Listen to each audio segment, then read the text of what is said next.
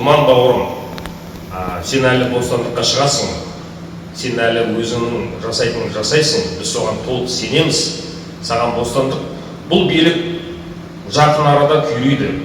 Бұл Назарбаевтың режимі жақын арада күйрейді. Тоқаев емес, Назарбаев.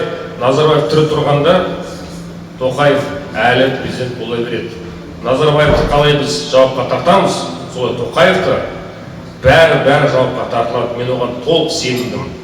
Сондықтан жаңа Қазақстан өзімізден басталу керек. Өзіміз осы жаңа Қазақстанды қазір жасап жатырмыз.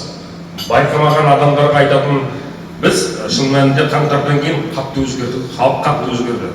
Мен алаңда болған кезде 50 мың халықты көрген кезде қандай толқып қалды, мен көзімнен жас келді. Мен шыны керек соған бір ай бұрын ойладым, бұл қазақ көтерілмейді деп, сондай ойда жүрдім. Бірақ көтерілген кезде мен ұқтанып қалдым. Мен қазақтың мәңгі ел болатынына сенімдімін. Қазақ мәңгі ел болсын. Амин. Журналистер күні құтты болсын.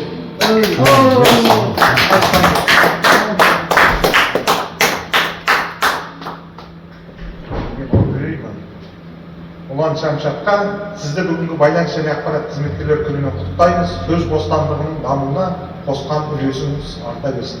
Рахмет.